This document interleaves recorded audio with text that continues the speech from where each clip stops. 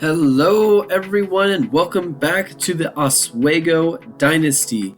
We are going to be facing off against our first money game team of the season in Texas A&M. This is going to be a challenge, and we are looking to try and have some semblance of some trying in this game after the absolute beatdown that Navy put on us in that last game at home. But like we've said, this is going to be a really difficult game, and it's a game that we expect to lose.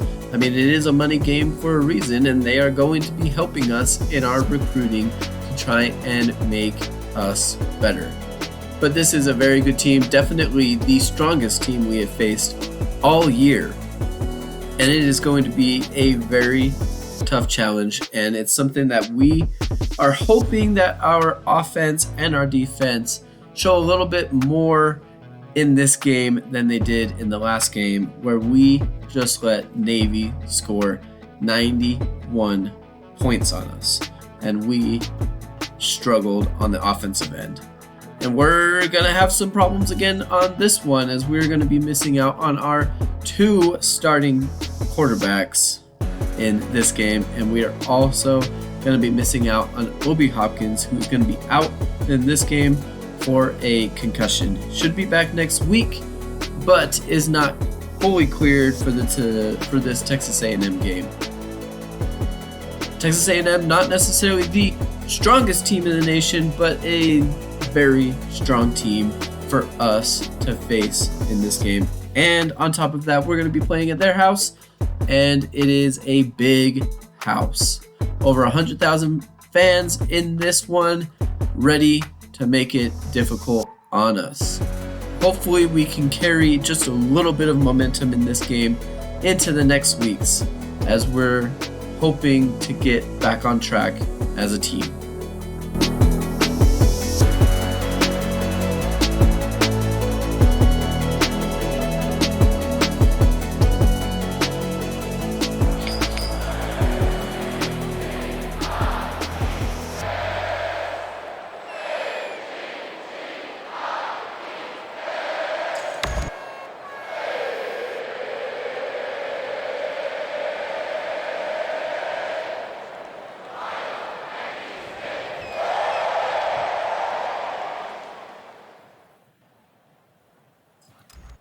Man, we do love that.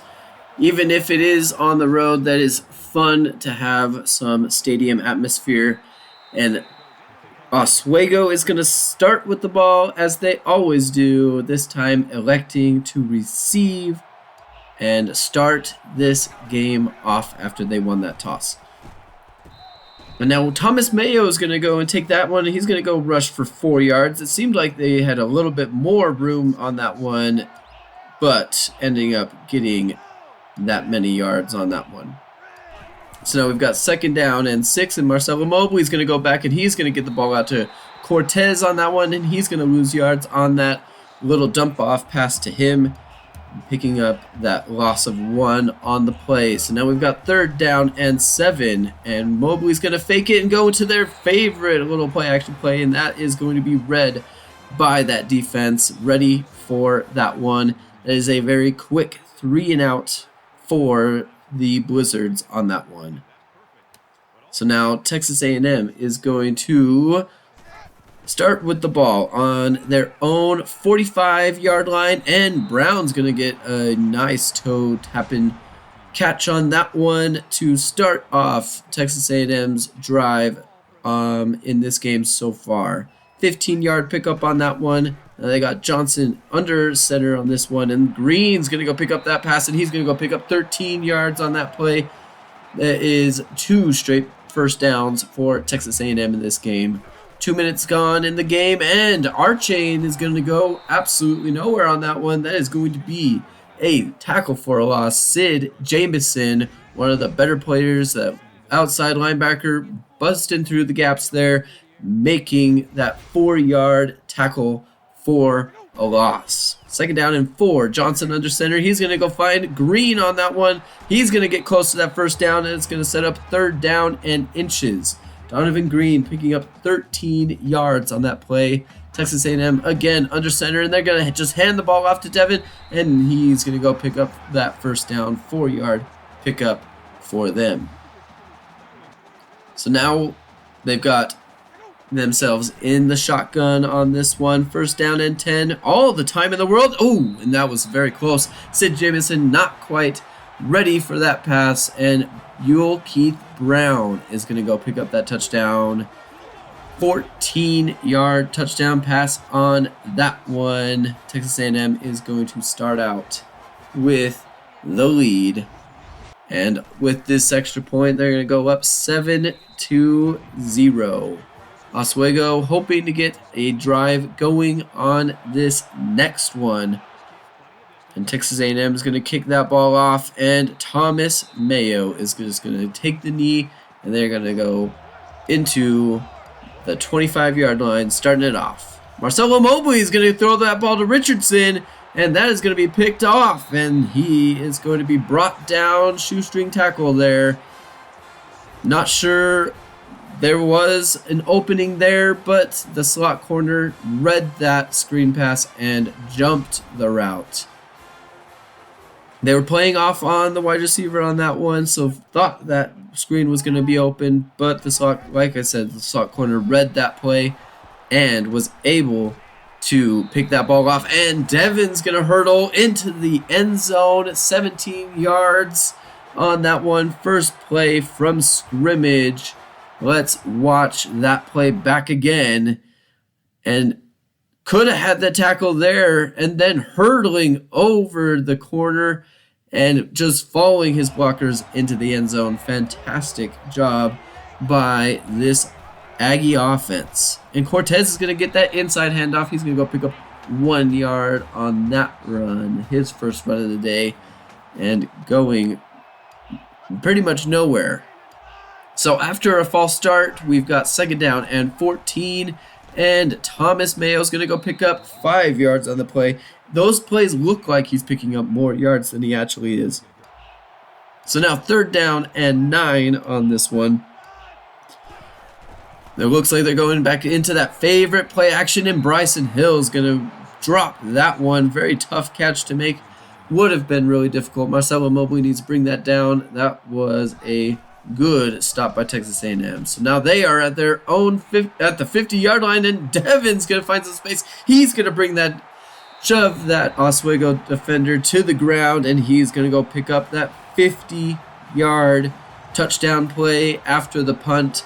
One play of scrimmage, and now Texas A&M is going to take a 21-0 lead as we've got 3 minutes left in this first quarter.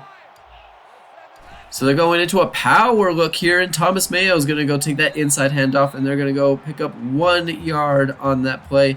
Kind of a newer look formation on this one as they go with 2 tight ends in the game on that one. So now we've got a third down and 9, and Marcelo Mobley is going to fake the handoff, and they're going to go find Cortez, and that is a wide open spot. They found the gap in the zone. He's going to go pick up 17 yards as they pick up a first down on the play. Very good pass by Marcelo Mobley after showing some shaky passes. That is a very well thrown route, something that they have been working on in the past.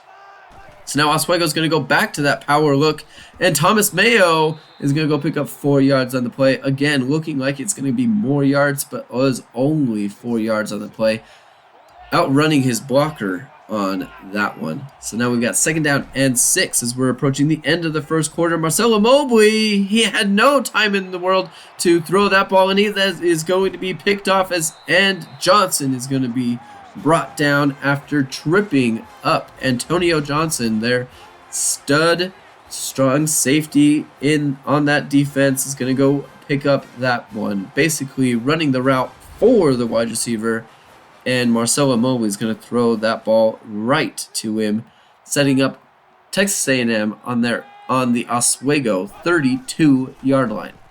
Johnson is under center, and he's going to go thread the needle on that one, getting it to Donovan Green, and he's going to go get some yards on that one and pick up 19. So now we're switching ends as the quarter ends, and Devin's going to go pick up 2 yards on that play. 69 yards total for him, and with 2 touchdowns on 5 rushes. Pretty dang good job by him. Johnson's going to keep that one on this time, and he's going to go pick up 4 yards, getting closer to the end zone. 7 minutes left in this second quarter, and he's going to go from under center, and he's going to go find Stewart in the corner of the end zone, finding just that little space. Oswego defenders not following him to the corner, and that is going to be a touchdown again for Texas A&M, 28-0. Defense performing a little bit better than they did against Navy so far, only holding Texas A&M to 28 points. So Thomas Mayo is going to go pick up 2 yards on that play, and we are going to set up with a 3rd down and 10 on this one. Marcelo Mobley, he's going to be hit on that one, and it is going to find Jones, and it looks like he's going to take that all the way, and he will. He's brought down at the end of the play there, but that is a touchdown for Texas A&M, defensive touchdown. Not much Mobley can do in that situation, but he did throw it into bad coverage even while being hit in that one. Probably wasn't going to be a great decision for him. Even if he was able to make a clean pass, probably wouldn't have looked great. Marcelo Mobley has not looked great right now, and it is something that needs to be changed up here because 7 passes, 3 interceptions, probably need to go back to the run a little bit more. So Oswego's going to start out, and they're going to go with a play-action pass, and Marcelo Mobley is learning a little bit. Nothing was open. He's going to go dive for that first down. Nothing was open on that play, and he's going to go pick up 11 yards on the play, setting up pretty good drive right now. Blake Cross is going to go receive that inside handoff. He's going to go pick up 3 yards, and that's going to set up a 3rd down and 10 as they were in their main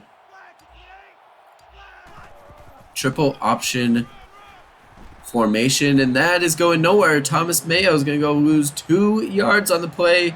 Not sure what the idea was on that one because it is 3rd down and 10. Need a little bit more yards, but at the same time, it has been difficult to throw the ball in this game so far. Marcelo Mobley with 3 picks on his 7 passes so far. Texas A&M going to start off in their own territory this time, something that is a little bit foreign, and Brown is going to go pick up 26 yards, and that's going to change the whole thing there. They're going to be into Oswego territory. So they got their fullback going in motion, and that is a play-action pass. Green is going to be wide open. They have a linebacker on him. Bad mismatch on that one as the safety comes up on the play-action play to go make that stop, and Green is going to have all the space and the speed as they run right past the linebacker on that one. So now it is 42-0 for Texas A&M, and Blake Cross is going to go receive that inside handoff again on that one, picking up 2 yards. This game is running away from Oswego right now. Under 2 minutes to go. Marcelo Mobley, nowhere to go, and he's going to just try and find some space. Nobody was open. He's going to be sacked. That is going to set up a 4th down and 8 on that one. Nobody open. Not enough time to let the routes develop. And even if they did develop, they were covered up pretty well.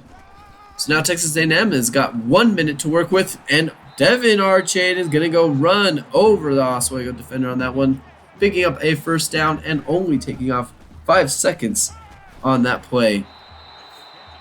So now Texas A&M is going to go call another timeout after picking up that 3-yard reception. 2nd down and 7 so far. Moving the ball pretty well. It has only been 9 seconds, and they are getting into that territory where they have been able to score basically on every drive, and that is going to be a stop on that one. It is going to be 3rd down and 2. Big play here, and that's not going to be a stop. Stewart is going to go and pick up some yards after that catch, and he's going to go pick up 16 yards. Very quick route on that one, finding him on that one. 30 seconds left. Texas A&M hurrying up, preserving that last timeout. Clock is ticking now. And Johnson's going to throw it to Green. Very quick route on that one. 17-yard reception on that play. And now they're going to hurry up again. We've got 24 seconds left in the quarter and the half. Clock is ticking on this one. Johnson under center. He's going to drop back. Throw it right to Walters. That's going to be a pick. Oswego with their first takeaway of the season on that one. No, that's not the first takeaway. First takeaway in a long time. Feels like the first one of the season. That is a first takeaway in a long time. Stopping Texas A&M on right at that goal line before they go and score, holding this game to 42-0 instead of 49-0 or 45-0. So I think that this is something that we were kind of expecting to going into this game. Texas A&M is obviously a very good team. I mean, they're the number 12 team in the country that have only lost to the number 1 and number 2 teams in the country. They're a very good, solid team. I don't think that we were going in really expecting to compete, especially how we've looked against other teams. But our offense has really struggled. That is a struggle bus. And Marcelo Mobley has not been throwing the ball very well.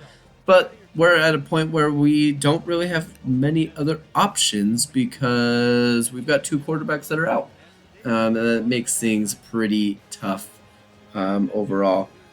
Definitely playing better than we did against Navy. So that's something that we can really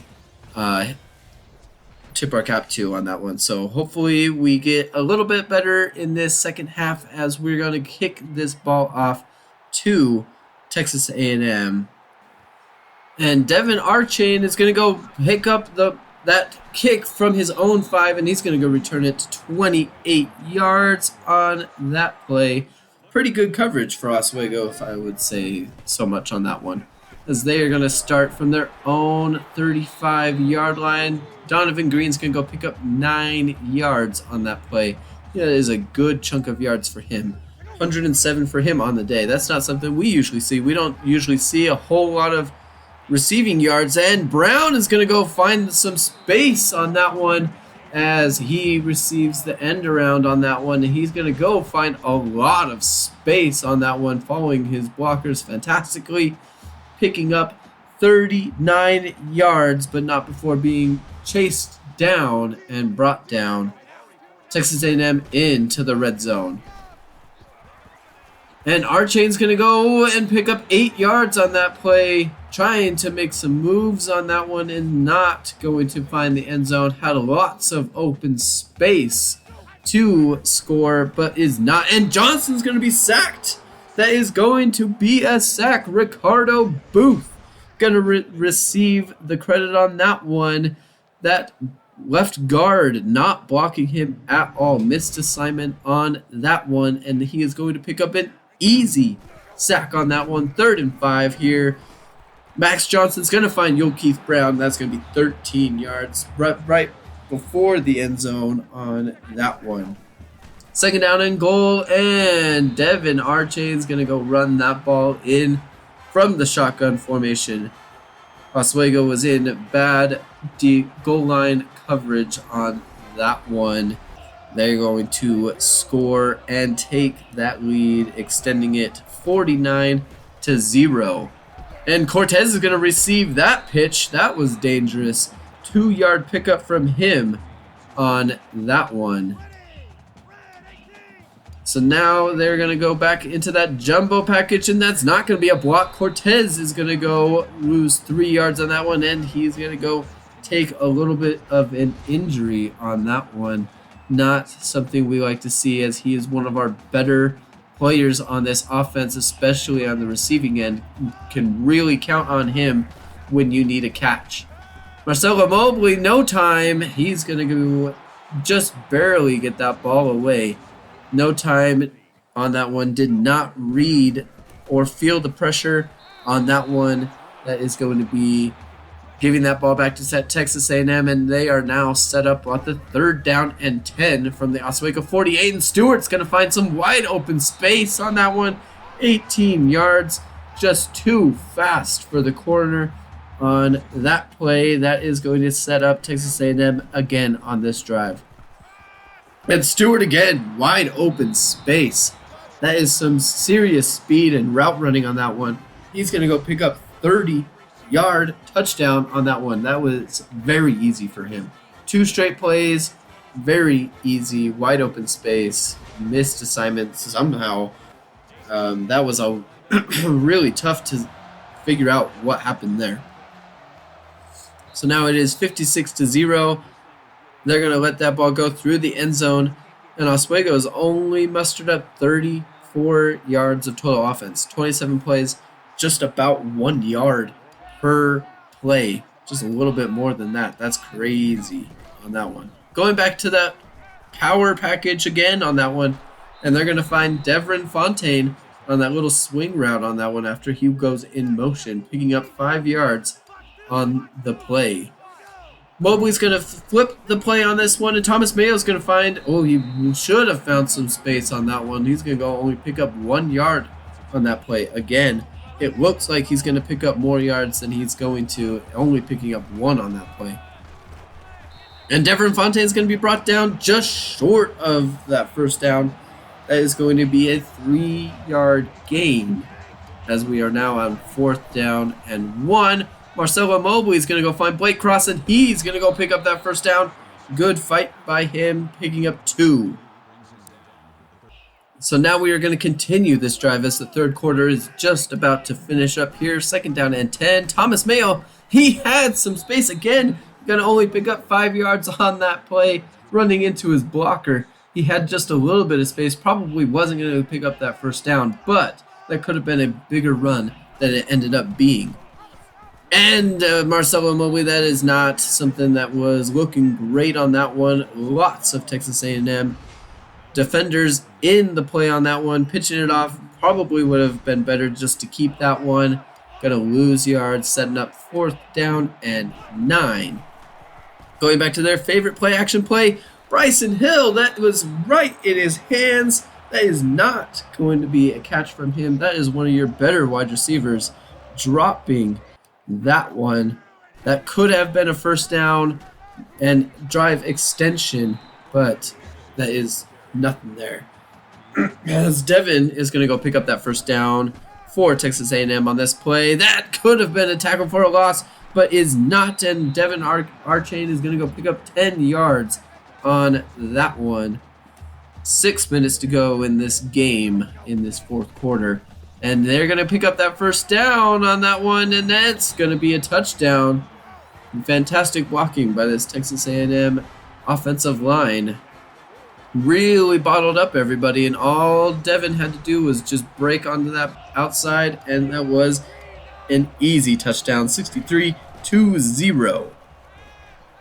And that's going to be a pick by Russell Jr., and he's got nobody in front of him. That's going to take it to the house. That's going to be a Marcelo Mobley pick 6 again. 4 interceptions for him on the day. Russell Jr. basically running the route again for the wide receiver, and he's going to take that to the house. 70-0 for Texas A&M in this one. 6 minutes to go in this game, and we are just about wrapping this up. Blake Cross, that's a good run from him, receiving that inside handoff. Going to go pick up 10 yards on the play. So now we're just hoping to get just a little bit of glory points here for Oswego as they are trying to just figure out something, trying not to get too injured, and Devin Fontaine's going to go pick up 10 yards on that play. Fantastic job by him in that one. Hoping to cross midfield, something Oswego has not done in this game.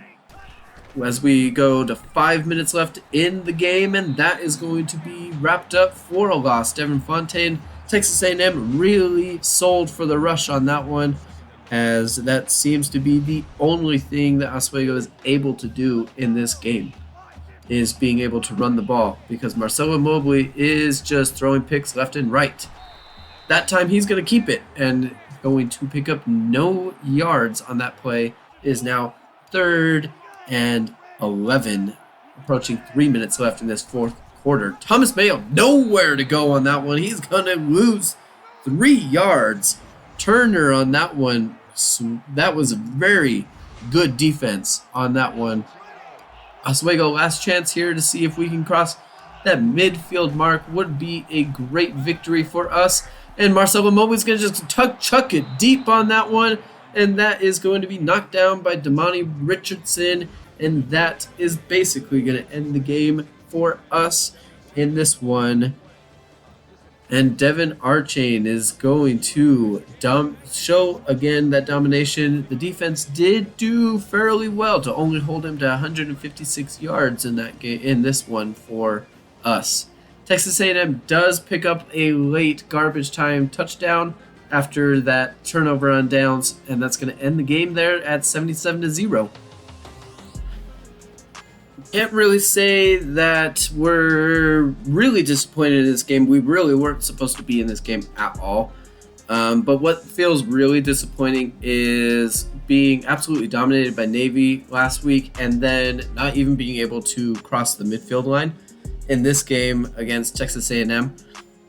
That really makes things, it's just hard because we had a little bit of momentum the last 2 games before Navy.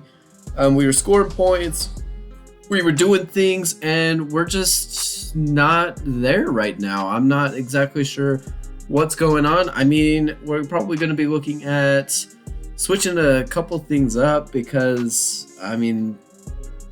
we're just not doing anything. But it's tough when you're missing Abdul Pace with his torn pec, and then you're also missing Timmy Flanagan with a strained quad. It's just tough to be able to compete when you're losing your 2 best quarterbacks, and then on top of that, you're missing your best running back in the offense with Obi Hopkins with his concussion. I know that he'll be back next week, but it's just a tough game, and it's just a bit disheartening. Even if we knew we were going to get absolutely blown out, it's just hard when you're only picking up 63 yards of total offense on the day. It's hard because we've done well.